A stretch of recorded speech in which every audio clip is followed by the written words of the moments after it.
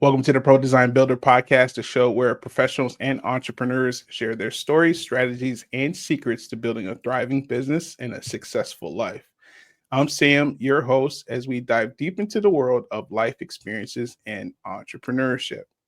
So, before we get started, I'd just like to thank our sponsors, uh, the Pro Design Builder, which is a coaching consulting firm for real estate investors who want to build spec homes and multifamily projects. The Pro Design Builder, it's not just about building a business, it's about building a vision and a life by design.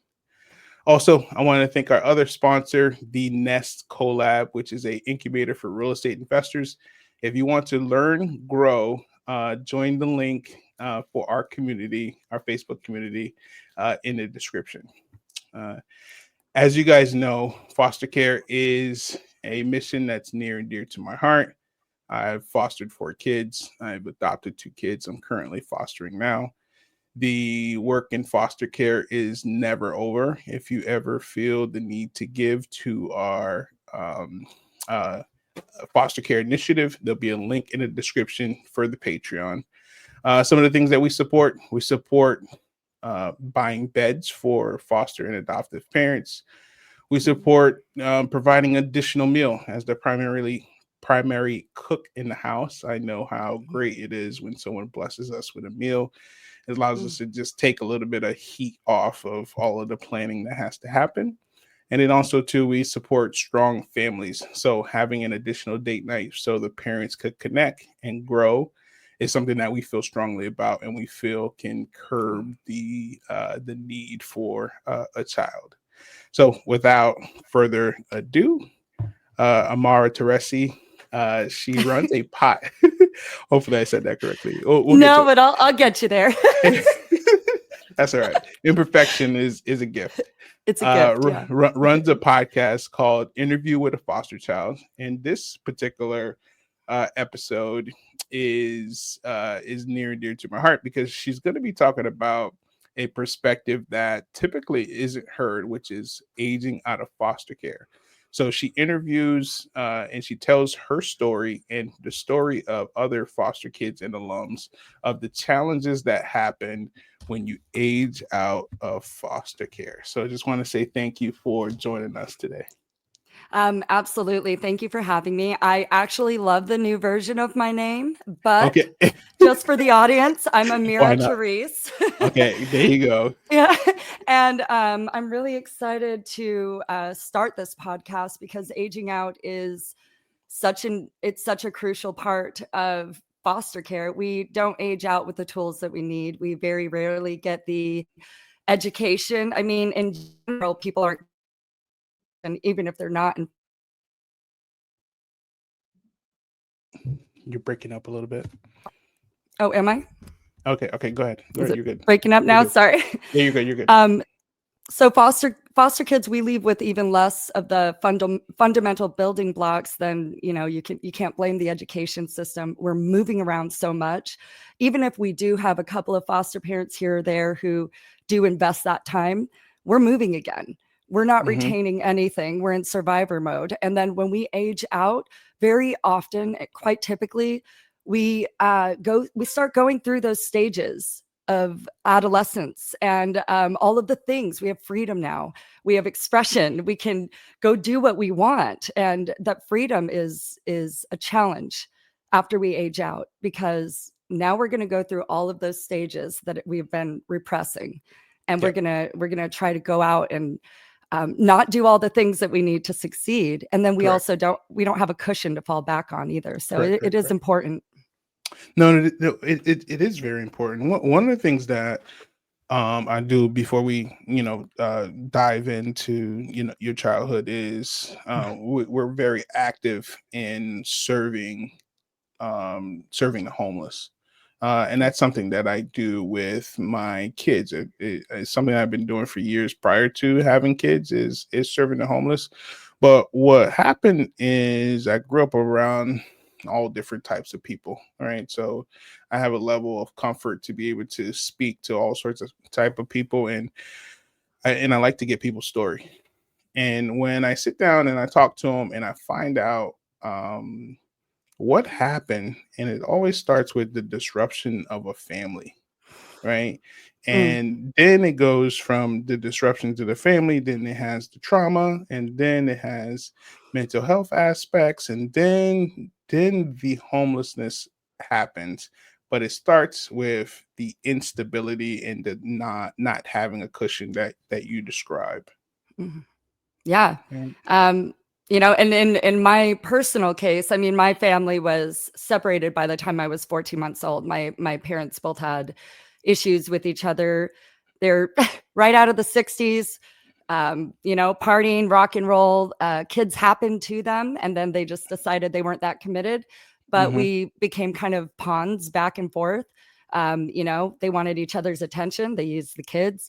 And eventually, what happened, my mom would move and not talk to my dad and then send us to on an airplane 4 and 5 years old by ourselves to our dad because Christmas was coming. So that's just kind mhm, of how flighty our lives were.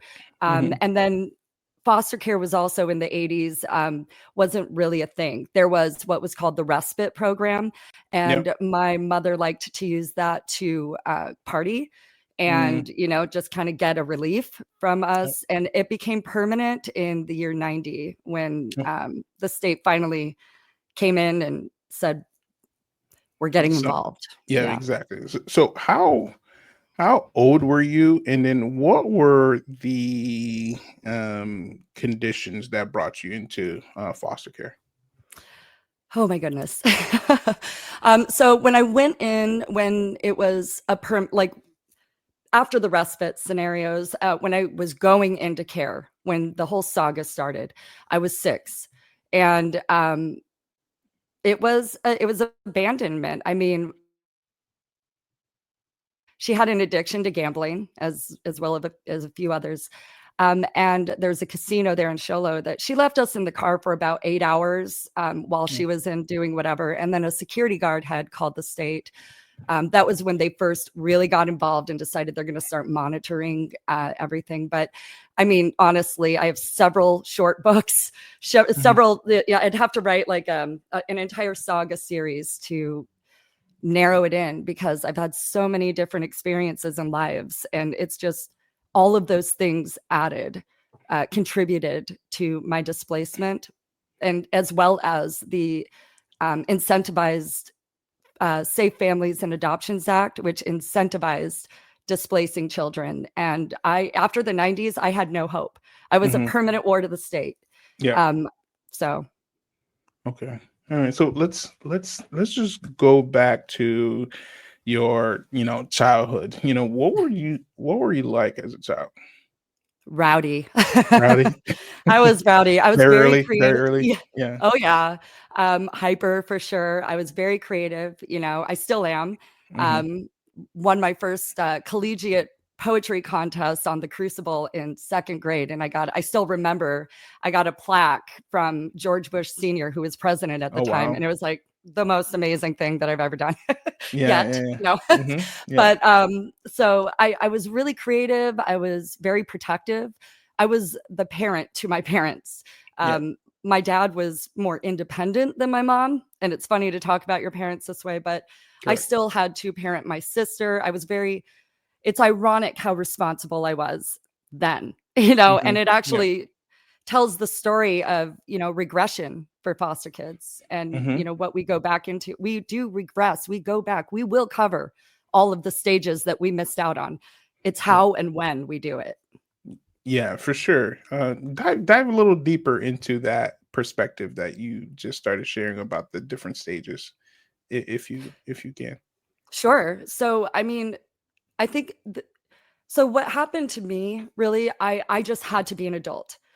My kids, I know before you and I were kind of discussing like the kids saying unfair and things like that. Um, my kids, when they complain about folding laundry, I'm like, at 8 years old, I was doing laundry and cooking for everybody in the house. How are you not able like to Yeah, fold a exactly. sock? So, and I Yeah, yeah, don't yeah, want them to exactly. have that. But Correct. so what I went through was I was a mother before I was mothered. I was an adult. I was the one who had to beat up my sister's bullies or don't come home. Those were words said to me. I was the fierce protector. I was everything that everybody else wanted me to be. And I wasn't able to start discovering my own identity until really teen years. And by then, I just started getting a little bit erratic. Like I Hmm. was pissed off. I Yep, was yep, yep. like, I had been held back from so many things and told that so many parts of me were ugly or irresponsible or a waste of my own time. And I'm like, I'm doing all the things that I'm not supposed to be doing right now. Like, let me Correct, waste correct, my correct, correct. time. Let Hmm. me be a kid. Let me be creative. Let me have a bunch of bad ideas before I have a good one.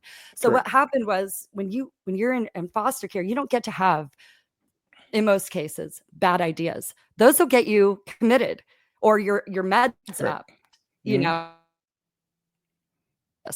So you don't get practice these. So you start doing it when you age out. As soon as you hit 18, you're on your own. You start going through, oh, this is a stage that has been repressed for a while.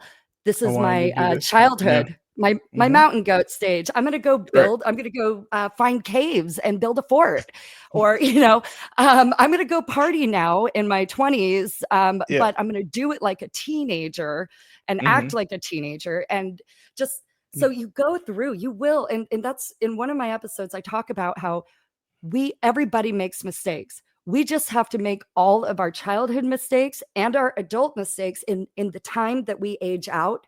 There's Correct. a spotlight on us, and we start making all the mistakes that people use that they get to learn from throughout usual normal childcare. We Hmm. have to do it all and fall flat on our faces. We're not learning. We're just going through Hmm. stages that are inevitable. When we have them is up to how we're raised. Yeah, and be and and for you not have a safety net, right? So a lot of Yep. people when they have troubles, I'll just use the example of drug use, right? Mhm.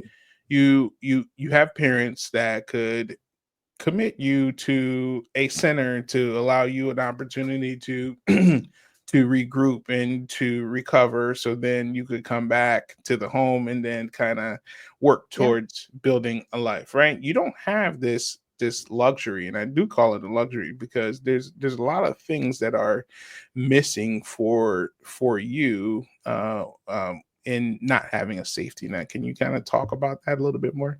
No, that's absolutely a great point because, the safety net, like you said, let's say, if a foster kid does drugs and falls on their butt and it becomes homeless, it's expected. People just expect the very worst for us. So expecting a cushion or any support, even that hypothetical that you just went through with the drug addict, he has a reason. He has people telling him he's valuable. Okay. He has people saying, come back. Even if he makes it hell on them, he has parents or family or a network saying, come back. We want you to get better. We want you to go to rehab. We don't have that for the most cases. We have foster parents on social media, or maybe they'll don't have somebody that's like doing for yourself. We have to figure that out, and we're doing it. We have to find our own value when we grew up without any. And Correct, correct, so correct. we're finding our identities, our value, and our purpose all in the same time. And it's very difficult. And drugs and jail, those are very high Common. statistics for Yeah, us. Yeah. yeah, yeah. That's something that we I see because I'm on the ground floor, right? Yeah. I'm actively plugging the gaps that are missing, right? And what Right. I'm seeing is there's a pipeline for several different areas. There's a pipeline to for drugs, a pipeline to homelessness, and the pipeline for the women to be strippers, or this Yep. is kind of like or if you had a child young and you were in the system, for your kid to now be a kid in the system, right? There's all of these Yeah. patterns that we tend to see from having this initial, um I would call it the the cards you were dealt. Right. I can actually speak to that. Mm-hmm. I I aged out and decided to go back to the same mountain. Mm-hmm. Back to the drug addicts where my dad lived. Okay. Where the criminals were out in Snowflake. They're so far down a dirt road, they get away with everything. And Correct. that's where Correct. I went. I didn't have anywhere else to go. My mother Mm-hmm. was off in wherever the heck she was. She was always and definitely not an inviting person Yeah. aftercare. Now I'm competition because I'm her, Correct. or Correct. Correct. I'm an adult. Yeah. So I went out. I went back out to Snowflake, found the cutest guy on the mountain because I needed to stay. Went over. um, but I needed a place to stay. I needed a way to survive. I wasn't getting along with my grandparents. I had no relationship with them. So I shacked up with the cutest guy on the mountain, got pregnant, entered into my first domestic violence relationship. And then CPS got involved after I left him. His parents got very upset. He was a drug addict and they were dealers and stuff. So they put on me the onus of they were saying that I was what they were because I wasn't Oh wow. letting them see my daughter. I wasn't letting them see her either because he's abusive and his family were Mm-hmm. drug addicts. Lots of Correct. Correct. drugs Correct. out there. Yeah. So after 6 months of me and my daughter living on our own and doing our own thing, I was working, single mother. I had a CPS caseworker at my door saying that they had several reports of abuse and that I was doing drugs. I had to do. I ended up losing her to the drug addicts. My Oh ex's, wow. her father's parents. Yeah, criminal history galore, and but because they didn't have to prove I did drugs. Because of my history, I had to prove I didn't. I had to do Mm-hmm. UAs for a year every week. I had to come in. There was nothing I could do to prove them wrong. They don't have to prove fault. You have to somehow figure out how to prove you're innocent, especially when you come out of the system. I ended up self-representing and eventually finding my power. And they tried to they did TPR me. And I Mm-hmm. overturned I sued CPS. I was a self-represented litigant. I had the power of, I don't know where it came from. And I overturned an Arizona adoption under a TPR and I got my daughter back full custody. And it was hell, but I did it. That's amazing. That's Yeah. amazing. I'm proud of you. I just It want to tell you. helps. It helps that CPS was being sued in that county at the time, though, by the way. Oh, They okay, had a okay. lot of allegations. So Okay, they had some other stuff going on, oh but yeah. whatever helps. And I Yeah. think what's probably you could probably speak to this because I don't know, but the challenge is they probably put all of these parameters because we see this quite often on what it takes to get your child back, right? Whether it's your housing situation, whether it's having certain beds and having certain things. Can you kind of just walk us through what that process looked like for you? I mean, it was insane. I have lived in foster homes that I wouldn't foster a dog in. And for them, the Mm, way that they treated me, one time CPS came over, my daughter's bed wasn't made. Hey, mm-hmm. spoiler alert, it never is. We don't make our Correct. beds. Sorry. I mean, if that's Mm-hmm. what you do in your house, awesome. Yep. If my Yep. bedroom bothers you, please don't enter it. That's correct. And we played games on that. We had stuffed animals all over. She had more stuffed animals than, bed space. And we In used to bed. Yeah. she Mm-hmm. didn't like to have the stuffed animals on the ground because she always felt bad for the one that wasn't on the bed. Mm-hmm. So they made that an issue, that she was sleeping in dangerous conditions, that she was prone, that the situation I had her in was prone, she could suffocate at night, be smothered, and made it like, because they had nothing else. Mm-hmm. So they had to, one report, they said she was 2 at the time. They said that, and this is a report that they made, that Yep. I had left her on the couch unattended while I went into the kitchen to cook. That is an absolutely true story. She was walking at 8 months old. What do you want me to do? Kick her off the couch every time I walk away? So these are like the way That's that very normal CPS stuff. treated me. Yeah, I Mm-hmm. mean, they came at me so hard. And then the thing that they did was they used my mother against me. In court, they brought up my mother more than they brought me up. They brought up my habits that they expected from me because of my mother, because of her history. They barely talked about me in court. They had nothing to say. I was a communications director for the Arizona Montessori Coalition. I was doing my thing. I was a single working mother doing my dang thing. They had nothing on me. They had to bring up my mother. They actually even flew her in as a witness against me, and it could not have played in better for me. The judge saw how erratic she was at that moment. So Oh they wow. pulled out all the stops. When I first lost my daughter, they gave me a public defender who did not speak English. I Oh had my wow. 18-year-old sister in there taking notes. She was studying law in school and trying to say, hey, no, ask the judge this. And so it was stacked against me. But Hmm.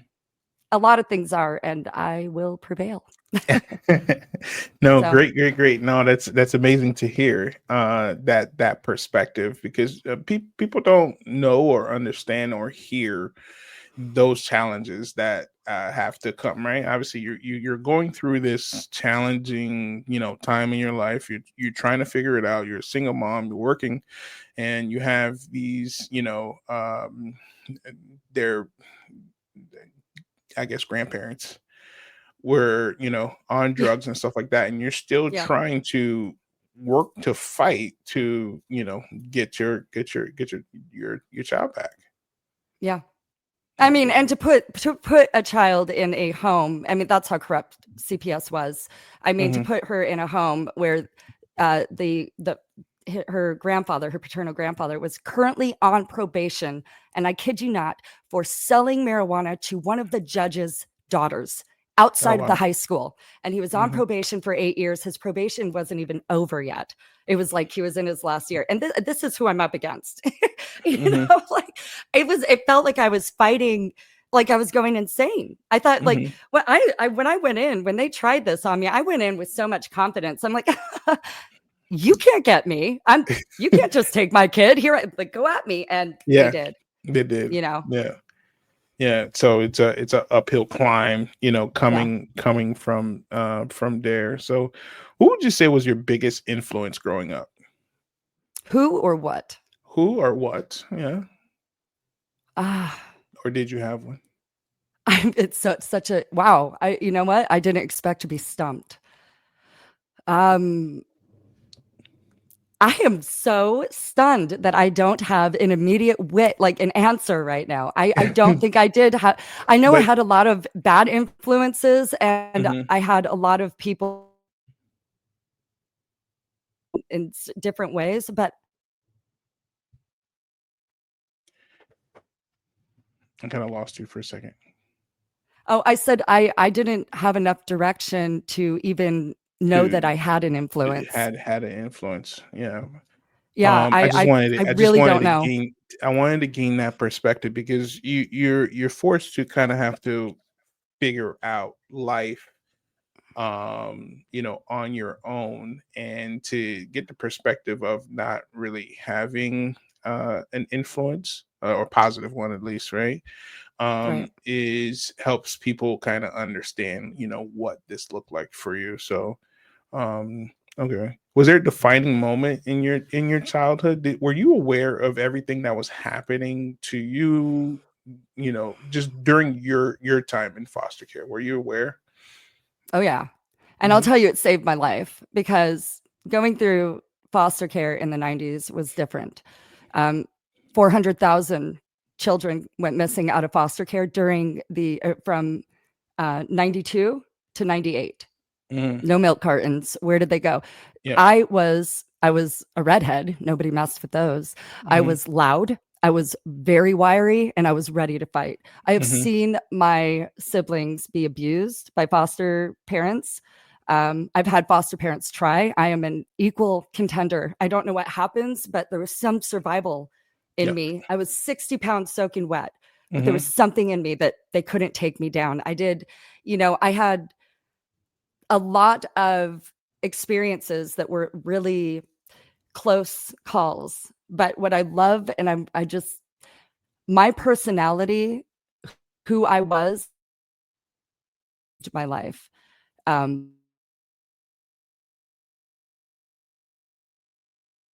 Wasn't trying to like piss people off, But if we're playing the touching game, I'm going to touch last. Now I'm different now. I'm reformed. But I look, if somebody hits me when I was a kid, I just went into, this is okay. It's on. Let's do this. And then they Mm-hmm. had to get me out of the house, So Yeah, yeah, there's yeah. a, No, yeah. no, Yeah. for sure. So, And I mean, no, it makes sense. I mean, I remember I was a fighter. Right, I was in some deep water during this epidemic that was happening, and I can. There's this one story in particular that I just started telling, and I never told before, which was I walk into a bathroom and two kids start jumping me out of no reason, and I'm fighting and trying to fight at least. They just kind of caught me off guard, dragging me. I'm slipping on the floor and stuff like that. And in the end, they kind of flung me, and I hit the back of my head, on the drain, right? And I remember sitting there with my knees tucked up, my arms wrapped around, and I just started crying, and I was just so mad, right? I yes, was I mad was just tears. so mad, like, why is this happening? I mean, why am I just getting attacked for no reason? Why is life so hard with no understanding, right? And Yeah. then that I remember that day, I was like, no more, Yeah. no more. Mm, If you got something to say to me, you're gonna get it, yep. right? And that saved my life, right? The Yeah. problems kind of, I got in more fights, but the problems went away. Like, they didn't come finding me, right? Right. Because once they come find me, then you have a problem, Yeah. right? Yeah. I So didn't have a lot of people looking for me, not for no, a fight. no, no, that's part of that survival instinct that that has to happen. So Absolutely. you know, so you know, um, so you entered foster care at 6, and then you completely aged out. What were your early teenage years? What did they look like? Um, so you're going to have to be more specific. Which ones? Every year was a new life. Every year was it? Okay, all I right. mean, here I'll tell you something that happened in my teenage years. I went to juvie a lot, and I look back and I know everybody's like, I'm innocent. I was a foster kid. That was my crime. Mm-hmm. So, and sometimes it was just because they didn't have placement. So I went to school in juvie a lot. But anyways, recently I got him from Sholo. 30 plus homes. So, the state's doing a great job when even they stop counting. So, I was displaced more than 30 times. One time, I remember when I was 15, I went to my mom's house and, or just before I turned 15, I went to my mom's house for a visit. I was with this really old lady foster mom. God bless her. I don't even know how she was how she sat up straight, let alone was the foster parent to a teenager. So she had no Yeah. idea where I was at all times. Oh, Well, I okay. went to visit my mom. It was kind of my favorite placement actually with that lady because I could do whatever I want. She just lived in the Yeah. house with me, Yeah.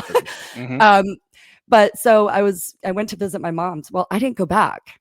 I didn't go back into care for maybe 4 months. Well, then the state wouldn't find me a foster home, but I was homeless and my mom wouldn't let me live with her. Well, then I got into a group home. I ended up being in that group home for about 7 months. Then the state found me. They didn't even know where I was for Oh, wow. almost a year. Then they found me and then arrested me for being a runaway when I was in a group home for 7 months because I didn't have anywhere else to go because the caseworker would not put me in another home. Oh, And wow. that's the kind of crap that I went through. That's the kind of crap a lot of us went through. I mean, they lost me for a year Mm-hmm. and then put me in jail for it while Yeah. I was doing my best at the age of 15 to get my butt off the street because nobody was going to help me, not even the state. And by the way, this is the night I had no idea who to call. We didn't have Google. I didn't know what to do. I mean, go turn myself into the police. I hated them. They were Mm-hmm. the worst, Yeah. for reasons I saw with my parents, reasons I experienced in my own life. I Mm-hmm. wasn't going to go to the police station and ask for help. And then place, I'm sure you'll do that for me. I'm good. Mhm. So yeah, that was one of that was just, again, a year of my teenage life. And that was an incredible year. I mean, I hitchhiked to California with a trucker. I mean, there was a lot going on. The fact that I'm alive blows my mind. It's really kind of Yeah. spectacular. Yeah, but you Yeah. have the stories to share of these challenges that you've had to overcome. How would you say that these challenges, and there are many, um worked on your mental health? How did that affect your mental health? Ironically, while I was going through them, my mental health was on point. The problem, it's like I say, like when you're on, I used to ride crotch rockets before I injure myself falling out of bed now, so I'm like not getting up on a bike, but it Uh-huh. reminds me of being on a bike, and it's cold air outside and you're going 80, Hmm. but you're not cold until you stop. And then all of Hmm. a sudden you're freezing. You're like, "Oh, it's cold out here," but you weren't cold when you're flying down the road. Well, that's how I kind of equate my survivor mechanism. Okay. So Hmm. while it was necessary, my mental health issues, whatever was going on in my head, worked perfectly. It was Yeah. exactly what I needed. It was what I needed when I needed it. Yeah. It was when I didn't need it anymore that it became a disorder. It was when Mm, survival mode could not be turned off. yeah. I get adrenaline even right now. Like if somebody walks by my car too close, I'm not getting out of the car because I'm fight or flight in that moment. Correct. I have all of these and I needed them. But so the mental health, I think, I think when it's healthy, when it was healthy, this mental state that I'm in, Yeah. it worked. It was Worked healthy. worked worked well. Yeah, but Yep. But after I it didn't was need it, after effect. Yeah. yeah, Hmm. yeah, for sure. And what have you done to help you manage and process a lot of these things now? Well, denial is very effective. I Hmm. recommend it for at least the first 20 years of your life, just no, I'm just kidding. No, but that is where I rested. I rested in denial. I thought the whole world was crap and I was the best person. I was just surrounded by the worst. Hmm. Everywhere I had no accountability because you don't grow up with accountability when bad things are constantly happening to you. Correct. So it Correct. takes some shift to say, "Oh, wait a minute, I'm being a jerk." Like Hmm. I need to stop raging because think my life has shifted. Yeah. I'm no longer the foster kid. Why am I living like a foster kid? Why am I Hmm. still living in that same rage, in that lack of focus? And so it took a long time. And I also had a stigma against uh, um, therapy and psychiatry because when you're a foster kid, as long as I was, and you're a level 4 or whatever they call the bad ones, you're on every drug. You are the guinea pig, especially in the 90s. They had no idea what they Mm, were doing. I mean, I was smarter than every therapist, and I'm saying that with hindsight involved. Okay. I would have said that yeah. then, but Hmm. I'm saying it confidently. I would end up assessing them. So and they would open up to me. Weird. So I grew up not trusting therapy, not trusting psychology, not trusting medicine. I couldn't even take a Tylenol without going into some weird like panic state Yeah. because like what's it doing to my kidneys and my liver and my brain? So it took some really great friends that I have. I made a great friend about 10 years ago, and she is still my friend today, my friend Muriel. And she was she was kind of the one that was like, she was so open. She's gone through so much, but she's Hmm. so eloquent and beautiful. And you don't look at her and see any of the shit that she's been through. Excuse me. Yeah. Hmm. You look at her and you see this kind person.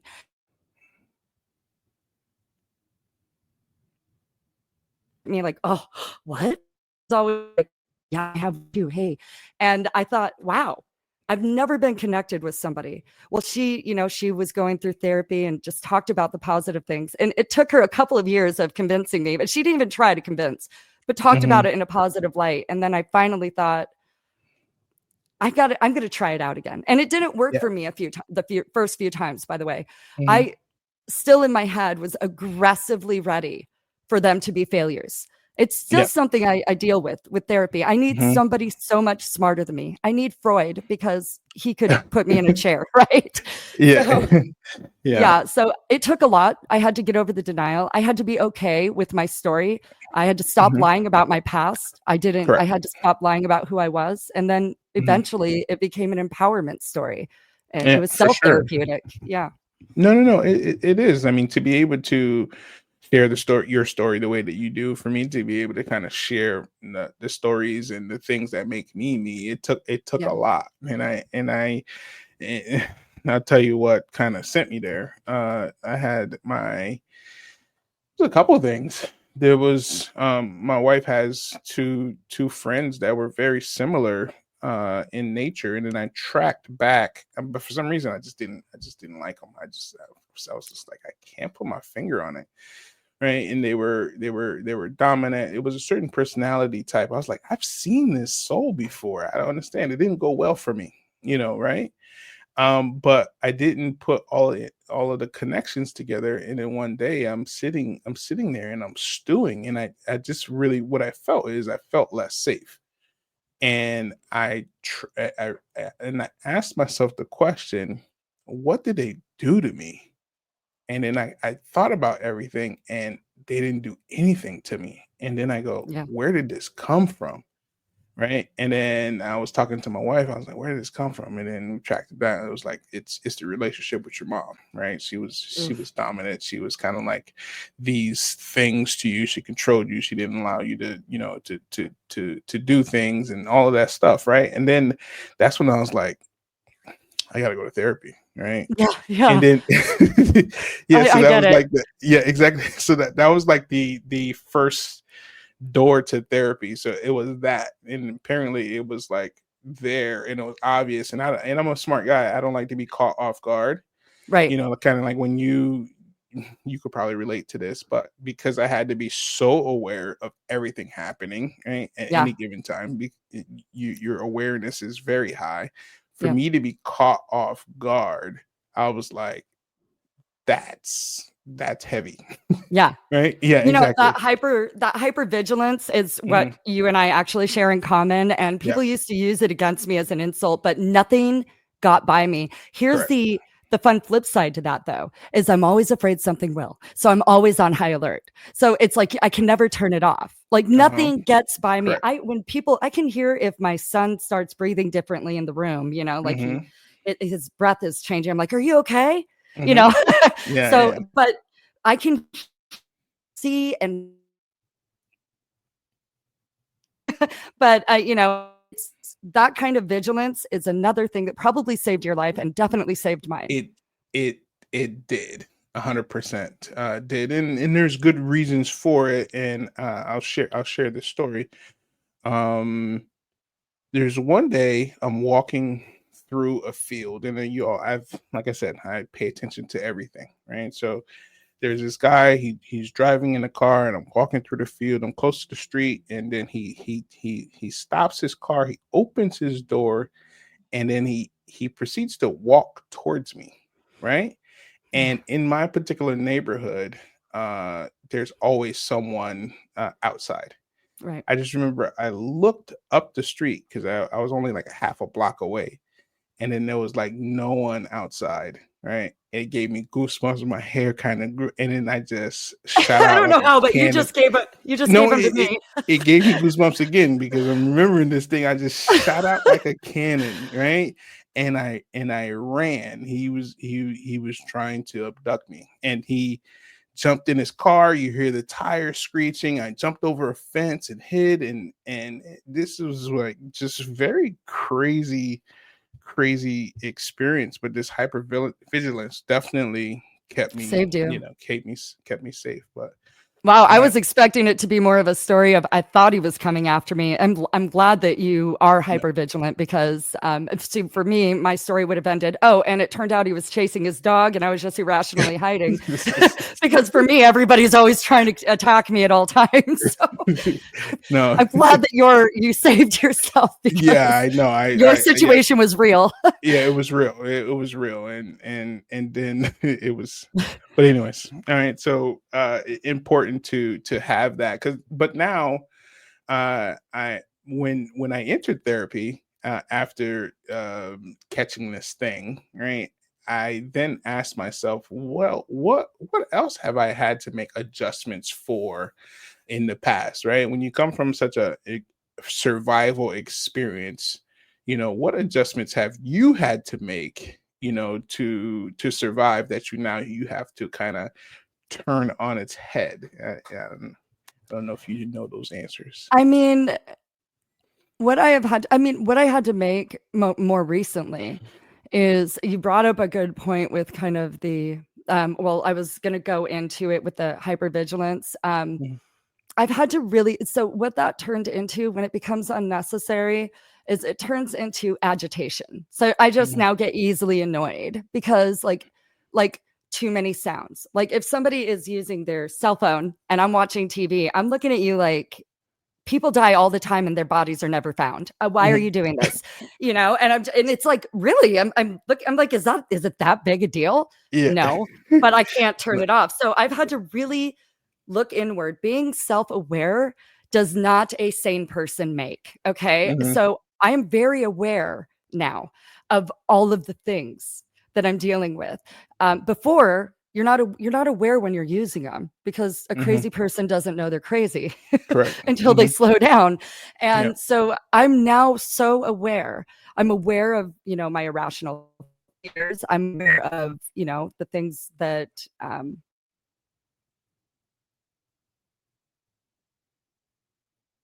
I mean, it's not a magical cure. You're not just healed, and maybe some people never will be. But the thing that I think the adjustment that I made was I stopped lying, and by that I mean I stopped lying about who I was. I hated every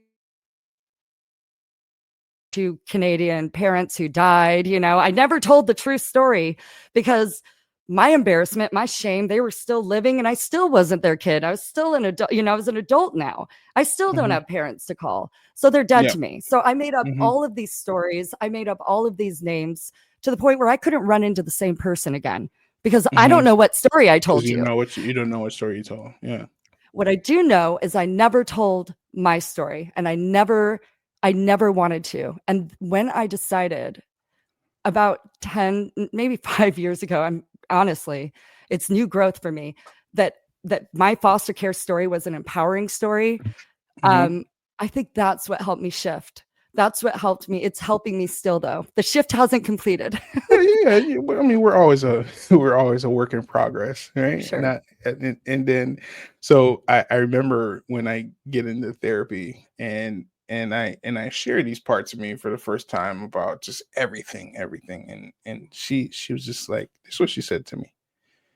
She's like, Sam, your story is beautiful. Sam, your story is beautiful. Sam, your story. I Oh, just remember.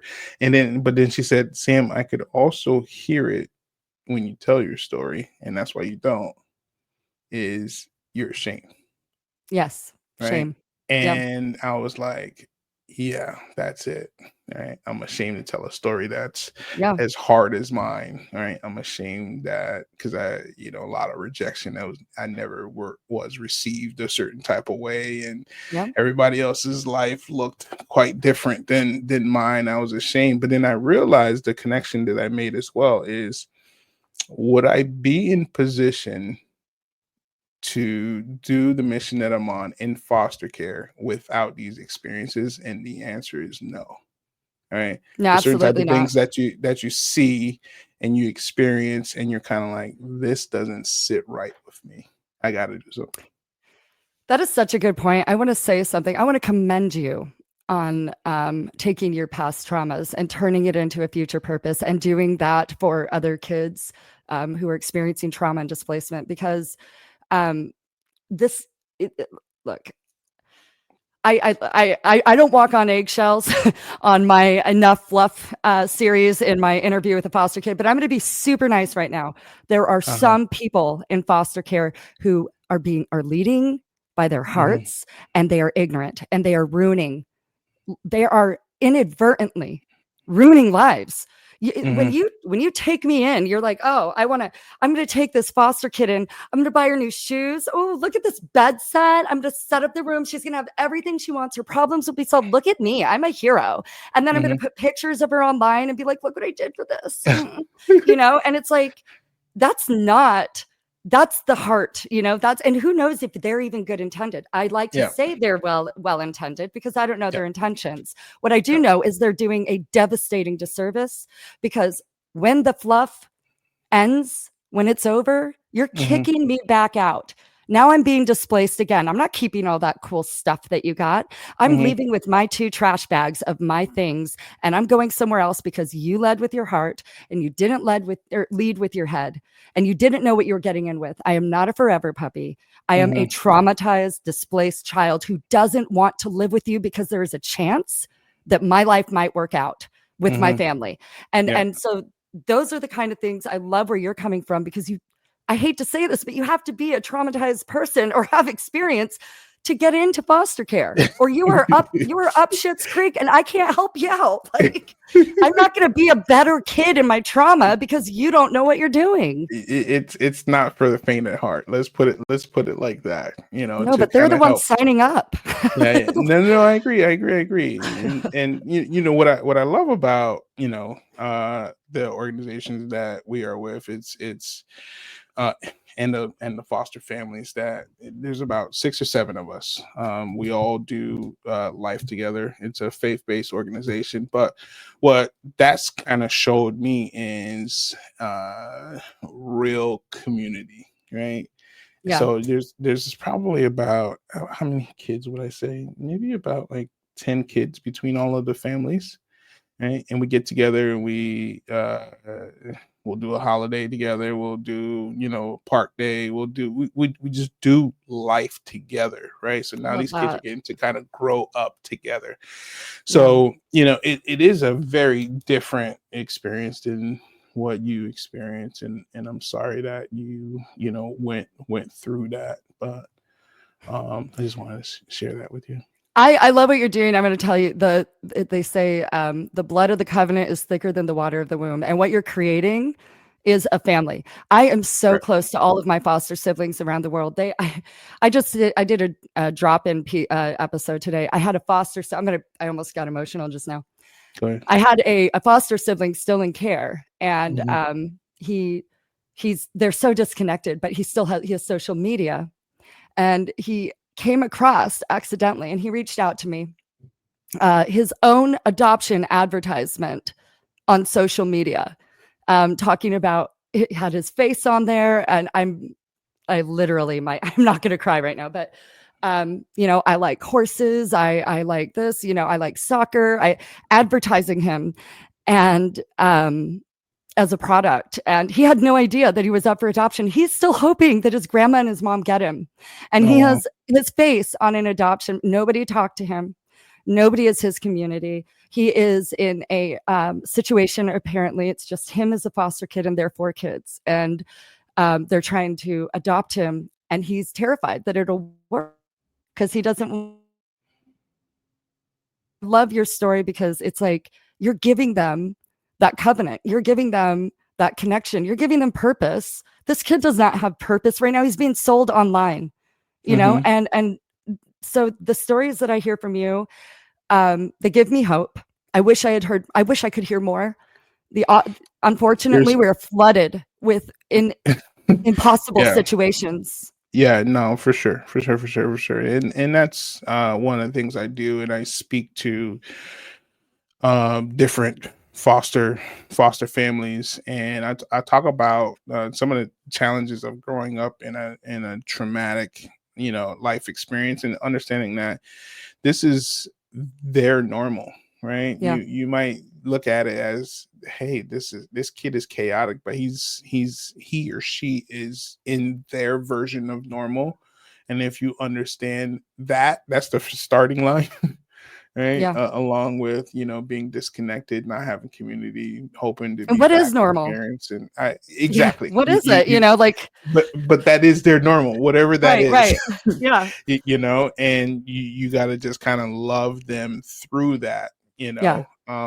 So just wanted to, just kind of share that. I think the teaching them to love themselves too is so important, because really what I did, what held me back for a long time when I first aged out, I continued to seek the validation of my mother and of the people who abused me. I literally chased after her almost as pathetically as I did as a child. And it wasn't until the last scorn, it was Hmm. about 10 years ago that I was like, yeah, I am over you, Hmm. but learning validation, learning self-love, learning community, learning that you can be loved by others, that bad Hmm. things happened, but you're not the only one that these bad things happen to. It takes the onus, the responsibility of what happened to us off of us when we're not the only ones, when we know it was wrong. Yeah, no, for sure, for sure, for sure. So well, you are a creator now, so tell me some of the things that you are working on. So my interview with the foster kid podcast, I'm super excited about that. You reached out to me. That was amazing. I just didn't expect the validation to be so fast. It's been therapeutic. I've gotten to talk to a lot of siblings in the foster care system who have reached out to me. That's been therapeutic. Being a big sister to them has been Yep. amazing. Yep. And the fact that they're looking to me for, I'm getting an array of different requests. And sometimes I have to be like, I don't know, but I can refer you to somebody. But there are conversations I'm having now, and I'm starting actually a segment on Interview with a Foster Kid. I have one that is enough fluff. That one's not for the faint of heart. So don't Okay. tune in if you're needing a pick me up, because I'm going to say everything exactly the way that I lived it. Yes, yes, yes, yes, yes. But then we have the foster files from the void. So they're letters to the void. And this is a creative space it's a hub for my foster siblings and me. And it's for the letters that we wanted to write to people but never sent. Mm, They're going to be able to speak those. They can either use the ambiguity of my voice to narrate, or they can come out and they can tell those people who might not open a letter but might get to hear yeah. might get to hear their episode. They're going to be doing creative spoken pieces, poetry, different things like that. The ones who want to narrate and come out full blown, like, hey, this is me and this is my voice, absolutely. And if not, then I'll produce it for them so that they can Yeah, at least but get their story out. yeah, so you're giving voice to foster kids, aged out kids that for the first time haven't ever used their voice, right? Yeah, Or shared their story to, I peel hope back so. these layers. No, you're not hoping so. You're doing you're doing it, It's you know? intense, Yeah, you always feel like you're going to do a disservice. You're not going to do enough. And I'm just like, the more it happens, I'm like, oh my God, am I enough? Like, am I going to be able to, this issue is so pervasive. It's so intense and it's so widespread. And it's like, so I'm open to it. I want people to reach out to me. I want my foster siblings to come to me. And, but yeah, it's intense. It's intensely overwhelming. But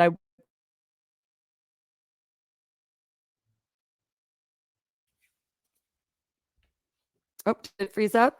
yeah, a little bit. But go ahead. Oh, sorry. Awkward silence. No. No, no, you're good. You're good. You're good. You're good. You're good. So, No. you shared a lot. I want to just kind of just open it up to you, is if there's any other things that you want to share about, your journey, your mission, what you're doing. Well, I think you put words to it. My mission is to give a voice to my foster siblings. My mission is to amplify their voices and to give them their purpose back, because that's what's stolen from us when we're in the foster care system. I'm going to bring out so much awareness. I have a lot of legislative knowledge in this. I've worked on this politically back in Arizona. Not to the extent that I plan on, though. It was like hobby activism. I absolutely activated now. I'm working on things. When my foster siblings write to me and they tell me this is what's going on, you better bet that you have an ally, because I'm on it. I'm done letting my siblings fade out into the dark. I'm done letting them disappear without even a milk carton. I'm over it. And we're coming out. They're foster siblings, they're alum, they're coming out for them. They're big sisters and brothers, and we're going to make change. I have a Yeah, group no, of for people. sure, for sure. I feel it. I Yeah. know you're definitely a change maker, and I'm just kind of happy to have, hosted you. One of the things that we always end with is, what is your best lessons learned from life and in business? Best lessons learned from life. I don't know if I'm being repetitive, but do you, be you. I mean, there to people, the Guinness Book of World Records proves that there is something for everybody. The life is full of absurdities, but everything has its place. Don't take yourself out of the equation. Put yourself into the world with purpose and be exactly you, because you are filling an area that somebody else needs covered. So I think that was my epiphany. That's what changed my how I valued myself, and I think that's what's going to drive me into really, really making change. No, for sure. So, just want to thank you for coming on. Thank you guys for joining us on the Pro Design Builder. It's not just about building a business; it's about building a vision and a life by design. Have a great day. Thank you so much.